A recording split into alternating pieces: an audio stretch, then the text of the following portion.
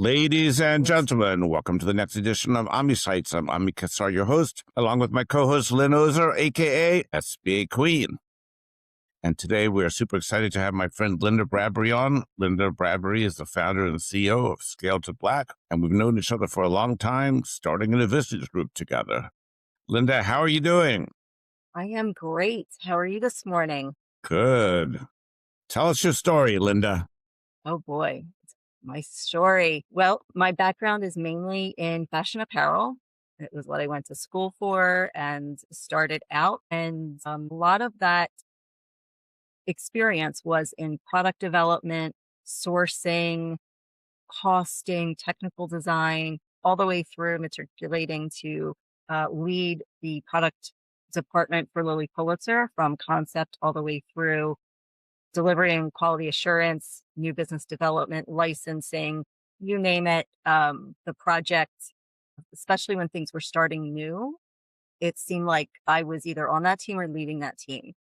And through that, I think where I started to thrive was figuring things out, whether it was with a blank piece of paper or a little bit of wind at our sails. And that excited me, and to be able to build things or something, whether it was a team, a businesses, a brand. And I took that to the next level when I became CEO of Costume Gallery, a dance recital costume company, manufacturing on site as well as overseas, worked for private equity. I mean, that's where we met when it's in Vistage and our group together. And from there, kind of took what I learned being able to lead a company, not just part of a company, to start Scale to Black to help small to mid-sized companies, primarily in apparel or fashion, but not all my clients are that way. We found it's, helping them find solutions to where they are and where they want to go, and whether that's through or up. And that seems to be kind of where I landed and enjoy being able to continue to help build. So what made you take the leap to entrepreneurship as opposed to working for someone else? It's a great question. Honestly, it was more personal decision. My mother at the time she had been diagnosed with dementia and that was early. And then she was diagnosed with breast cancer. Uh, And when I was looking for my next opportunity, she had, in between those two things, she had knee surgery. And I was helping with her physical therapy with my dad and realized how much help he was going to need with her.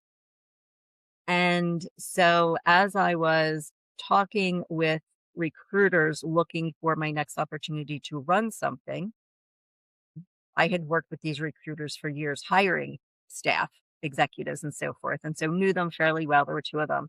And both of them in different ways suggested that I do something on my own to help small businesses because this was 19 or and what they were seeing were brands that were started by somebody who had a great product idea or were a great marketer and had a following on social, and their product took off because of e-commerce and the boom there, but they didn't have a foundation behind them.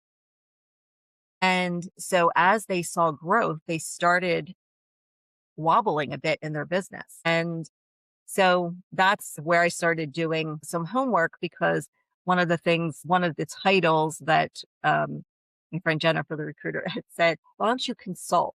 I hate consultants. They don't bring value and they're expensive. And she challenged me and she said, well, what value can you bring? And so my take on it is meeting the company where they are, but providing them with tangible things. So whether it's helping them find their metrics that drive their business, a business plan, working with them on staff part-time, trying to add more value than just coming in and maybe regurgitating what they already tried and Right. walking away. So this excited you and you decided, okay, I'm going to try this because you needed more flexibility in your life schedule, I assume. Correct. And Yes. so you started out and obviously it was just you. Is it still just you or do you have employees? It is still just me. And Wow. as my Okay. projects, if they take on another life, I do have a network of other freelancers who have specialties who can come in and help as part of a team. That's great. So, Linda, in this work, again, I'll say it all the time. We see it all the time. Most people start businesses not because they like the bookkeeping or the accounting or the finance, the numbers. They're passionate about something that they do, and they forget often all about the scaffolding or the electricity or the plumbing that's required to run the business. But you've been at it for several years, and you've probably dealt with many different companies. I know you have. I know many of them myself, different companies. What are some of the patterns you're seeing? What are some of the stories you've really been rewarding, and maybe some that have been extra frustrating? So the companies that I work with kind of fall in three buckets. They are either a startup or looking to launch a new part of the business. They have had success and have plateaued a bit or feel like they're losing some footing or not sure how to grow. And then the third is they're in some type of crisis where, for whatever reason, whether it was the pandemic or they weren't keeping an eye on their books and realized, oh, the cash has run out and my sales are growing, but my cash has run out. Where is it? So they're kind of the three buckets. And I would say that that third bucket of when there's a little bit of crisis or I'm not sure, especially if the owner, operator, CEO, leader was more into the vision, the creative part of it, marketing in front of their business, sometimes those financials get paralyzing to them. That as long as there was money coming in and they could pay the bills and right, they weren't paying much to the profitability. And so some of the most rewarding from that standpoint is helping people out of crisis. And I think the biggest thing that I think helps them is helping them find clarity first and foremost, especially when you're in crisis, your head's down, you're not necessarily thinking clearly, but clarity on reminding them why they exist, why the company exists, what they do better than anyone, and then clarity around their financials or their levers within their business. And often what it takes is carving those financial statements and the results down in smaller digestible parts so that it's less intimidating and it's easier to understand. And then work to try to find the levers within the cost of goods, for instance, what's driving it, the sales, the cost of goods themselves, the products, and where is their opportunity in improvement? Where might have they misstepped so they're not as profitable? And then also being able to clarify for them the difference between their P&L and their cash flow. Okay? Because even if you're showing profitability at the end of the month, the cash might not be there. Where is it and what's the difference? And help them plan for that. And I think the biggest takeaway that I can leave them to help get that momentum or work with them to continue is to find what those key metrics are, just a few of them, that everybody in the company knows their role in executing. So for instance, a company was in crisis, needed help, again, clarifying and finding their way both strategically and financially, but getting to a point where we could identify that in order for them to be cash neutral and then build on it, they need to ship at least 65 pallets of their product a week at a certain gross profit. And so those two numbers allow the entire organization to know what they need to have sales sitting there, right, ready, book on the books to be able to ship each week. Production needs to be able to produce it. It needs to get on the truck. And they know that in 2 to 6 weeks, that revenue comes back from a cash perspective. Right. But taking that time and figuring out what those 2 to 3 metrics were that everybody could then rally around was key. I find that in a lot of business. So to ask, what was Find that to rewarding is be fine. I find that to be so interesting. I mean, when you just even explained it, it's the basis of starting a business. And I thought it was so interesting that Ami touched on it when he said, people get into business not because they like the numbers, but how far along are they when they realize, hey, I don't have any clue what my numbers are? Like, when do they bring you in?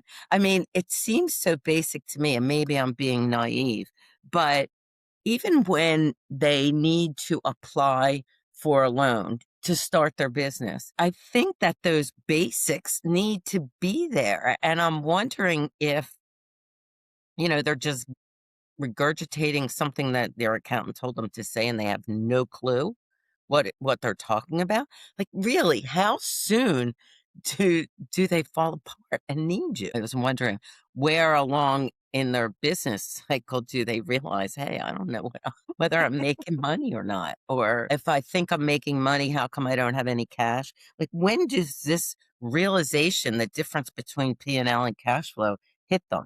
And she came in and asked those questions, and I was wondering, where in their life cycle do they finally realize that they don't know? Seems too basic to me. It That should was my be. It should be basic, but it differs on the company. But usually it is in a time of either sharp growth where they're needing to put more cash out than they had before, or at least in my experience, what I'm finding, or is in times where their sales were hit drastically and there's not really a nest egg there, right? Where they've been plodding along and a major shift one way or the other is what exposes it to the point where it does seem a bit more like a crisis, where then I get called for a client who's in that bucket. But I do think it's more prevalent than even those who would call on me, that I find that they're working more on a cash basis and not realizing, they're not planning out. They're not looking at their cash flow further on because their cash is coming in and that's what they're using to run their business and pay their bills. And when there is an event, even if it's a positive event where they want to grow or invest in something, and if they use that money, they expect their flow to continue. And when it doesn't at the rate that they now need. And the other piece I think is, if they borrow, which most businesses need to borrow at some point, whether it's for startup, whether it's to buy inventory because growth, or they're investing in something. I think one of the missing pieces that entrepreneurs don't quite understand is that debt costs something. And so they see it as a benefit, a relief. But if they're not financial savvy, they're not planning for that debt to cost them something, if that makes sense. Like, from a cash flow standpoint, added to what they're going to have to pay, and they may be paying down debt versus being able to continue to take those bonuses or, invest if they did. So from your face, Lynn, I love it because it should sound like, if you're in business and you're in business for a while, that these things should be natural. But again, I think part of it is, if somebody else was taking care of it for them, and if it's something they're uncomfortable talking about, it doesn't always get the attention it should until it's necessary. But I think there's even maybe one step further, that I'm sure. there's this whole ecosystem of growth and operating consultants, EOS, all these new ones and all these iterations of it and different consultants that could help you. But let's just pick on EOS for a minute, where a lot of entrepreneurs think that's the golden panacea that's going to take their business to the next level.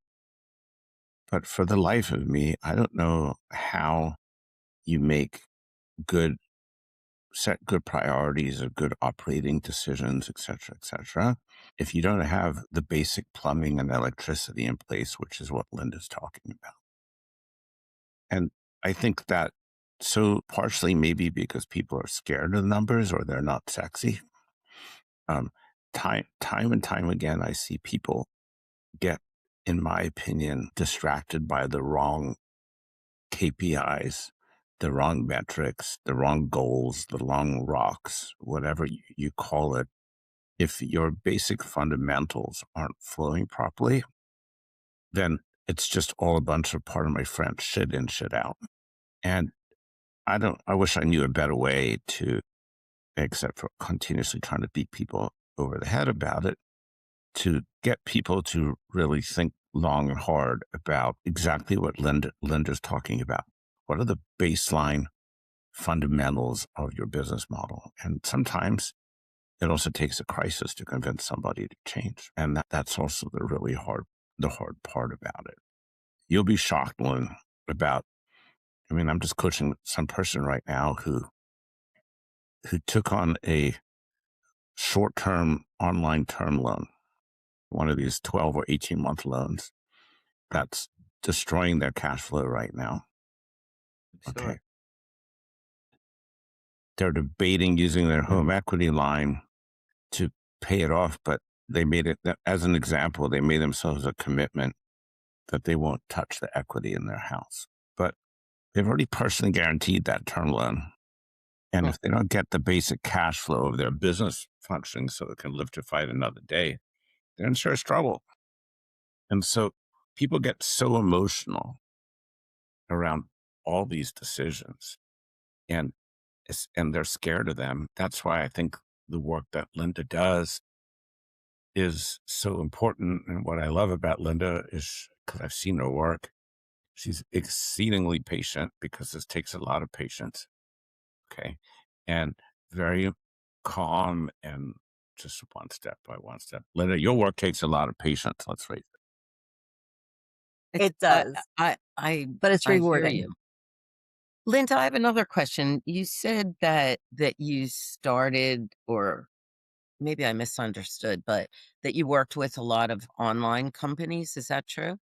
That was the ones that you started with back at the beginning? That was the premise of the opportunity. Right. Right. And so my client base, I do have 50% of my clients are online businesses, but they also have moved into retail, wholesale, direct to consumer, and wholesale as well. I was wondering if you had any advice for people starting an online business. And my follow-up question is, do people start online businesses because of the ease of entry, and a lot of them really don't have the skills that you're talking about? Yes, I do Basic. believe the ease of entry is the attractiveness. I think the other piece of it is that a lot of those business models where they will go direct to consumer online is to offer a product at a lower price to cut out the middleman. And that is great if you have the infrastructure, both the financial savvy, as well as not just a great product.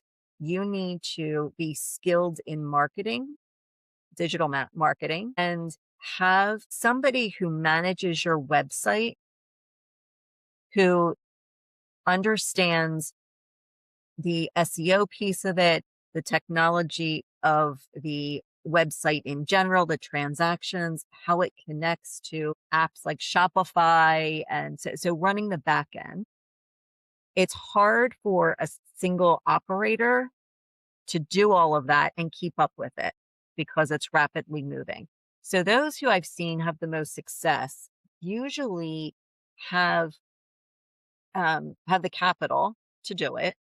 And it doesn't have to be hundreds of thousands of dollars even, but just enough to be able to support their technology and their inventory. Sometimes when they have to make a trade-off, that's where it starts to get choppy. And to keep up with the social aspect, the digital platforms, they seem to be the ones that are able to sustain and grow. And as you know, we all want an experience these days, right? So whether it's an online experience or in-person experience, that the person who is shy or introverted, and if they start an online business because they don't want to be out there selling whatever it is, doesn't necessarily have quick success online, because you still have to put yourself out there, whether it's your story, whether it's your personality or someone else's personality. There needs to be, from an online perspective, there needs to be some connection that you're creating with your customer. What is that story? Is it your mission? Is it the product story? Is it your personal story? I don't see success from companies who put a product out there thinking their product's going to sell without grinding that out, without making the effort to make that connection and spending to do it, and then delivering on that in clarity of Are these single product sellers or multi-products? multi-products. Most of the online businesses that I work with are apparel or fashion apparel. Right. Okay. And then they need suppliers. Yes. And do they have multiple suppliers, or are they depending on one supplier? Most of them are using multiple vendors, multiple suppliers. Good. Right. Yes. Yes.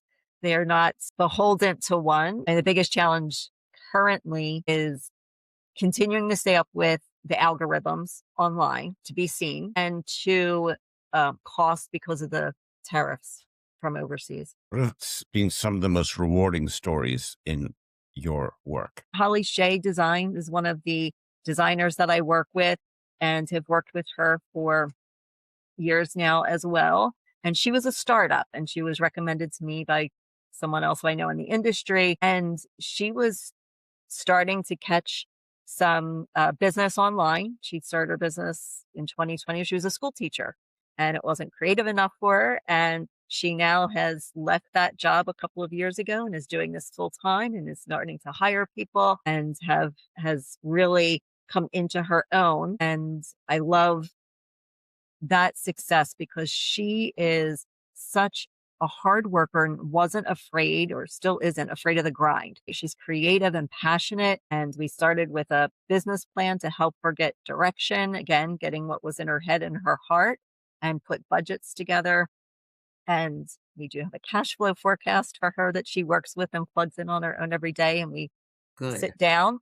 But she has really understood that having clarity in your branding position, being customer led, she had a position in what she was offering. She hasn't wavered from that, even though people say, well, if you change your fit this way or your sizing that way, you will sell more. And she just kept going back to the clarity of why she existed and stayed true to it. And her business is on fire right now, which is great. And she did start online. She did end up working wholesale as well. She realized that even to bring people to her website, she had to be out there. So started doing trunk shows and so forth, and being able to help her strategically and from a sourcing perspective, and financially getting her to be a little more financial savvy with her entrepreneurial spirit has been a gift for me, just being part of that journey with her. So most of the businesses that you work with, they would be on the smaller side with one owner, that type of thing? Yes, small to mid-size. Mm-hmm. Yeah, so from startup to like 20 million. Linda, do you have any scars from your private equity experience that you think impact your work? Yes. Great question. Actually, yes. And I think it is the scar, which I will share, I think is what gives me joy and patience. In one of my biggest lessons working in private equity, the business that they purchased was family run, third generation, was purchased by private equity. And well, I thought I was financially savvy because when I was really Pulitzer, we ran that company very well from day one. The owners ran it as if it were publicly traded, even though it wasn't. So financials were always a big part of our management meetings and so forth. And I was privy to all of that. So thought I was really, really ready. And the lesson that I learned was that the PE firm had leveraged the business to buy the business. And so it really was 2.5 years in. One of the goals I had was to grow sales. And first year, double-digit growth. Second year, double-digit growth. By that 2.5 year, we were realizing that, well, our cost of goods wasn't capturing everything we need to. So our profit margin, what was what I thought. But our cash flow started to be under severe pressure. It was a very seasonal business. And that was the lesson that I learned, that the leverage on the business was taking all the free cash that the business, it was kicking off a couple $1 million a year prior to the debt. That could be reinvested, or the owners could take and do what they chose. And so the models were built as if there was this free cash flow that were presented from the private equity firm and so forth. And it was drying up. And that's when I had to really dig in. And so anyway, that lesson was my biggest scar. It always strikes me and always amazes me how many people jump into the private equity game and they sell their companies and they give up control, but a big part of their compensation is based on the second or third bite of the apple. And they don't understand exactly what you're talking. And so I always try to advise people, like, if you're going to sell to private equity, you really need to be confident that that there has to be enough cash at the closing table that if they screw it up, it doesn't matter. And we don't hear enough, I think, and I wish there was someone would write a book about it, or maybe someone is, and I don't know about it, but about the private equity screw ups. Like, everyone talks about private equity like it's this magic genius thing, but they screw up a lot of companies, as do VCs, right? Sure. But VCs are taking more speculative risks in a way on earlier stage concepts. The private equity guys are taking operating, cash flowing businesses and oftentimes just screwing them up. And they take enough risk that if a couple don't work out, it's okay. It doesn't matter. Right. No Exactly. skin off that. No skin off there. Right. And I do think there is a misconception with owners that get tempted by investment from private equity or VC, that they don't understand that you're giving up control, and it is debt in some way, right? That you are expected, whether it's the earnings they get back, it might not be a loan, but you are now indebted to them and you don't have the autonomy that you once did, which may be okay. But I don't think that's always clear in that decision. 100%. Linda, are there some things you've worked through that have just, like, you've thrown in the towel and given up because you can't get the CEO or the entrepreneur over the hump? I think where with those that aren't open-minded, it hasn't happened a lot, but there have been a couple of companies that I started talking to or working with. And if that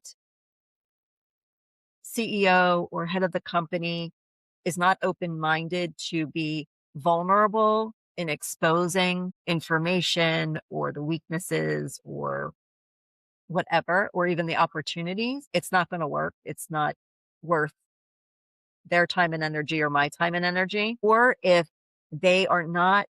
their team is not on board, if they have a team and they are not on board, and they're the ones that need to be providing information or rallying to solution, that typically doesn't work either. In a situation that, a CEO wanted to really understand and improve their sales and profitability, and the team was more resistant and played a little bit victim. You don't understand and we can't, and it's them, not us. And he wasn't willing to take the reins and be, a leader to push through that, or to say, this is something the company needs, or this is what I want to do. And it just kind of festered. And that, again, that's not going to work for anybody coming in, whether it's me or someone else. Right. And it's not worth Linda, the frustration. Do you work only in the Philly area, or do you work anywhere? Most of my clients are not even in the same state. And how do you visualize what your business looks like in 5 years from now? Great question. So that is actually something that the end of December, I thought to myself, I need to sit down and really put a new strategy together for myself and really think about that. And the reason I pause is because I love helping the small to mid-sized companies grow. I'm doing it in a way that I'm able to have that life balance. My mom has passed away, but I'm still helping my dad, and my daughter plays lacrosse at the University of Michigan. I'm able to travel to her games, and she graduates next year. So that's actually was one of the catalysts of like what does this look like after I don't need as much flexibility? And I think that right now, where my head is and what I would like this to be in 5 years is to have 3 companies that I'm really working with consistently and in a way that is strategic and helping them grow and maybe be a little bit more hands-on with them in a role. And then having projects that come in and out, that whether it's pro bono or it's helping companies get to that next level, similar to what I'm doing now.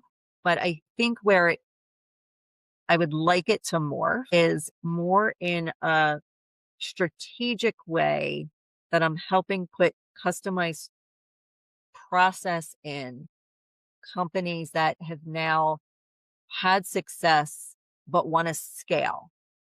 And I think that will change as to what that looks like because the market's changing so fast.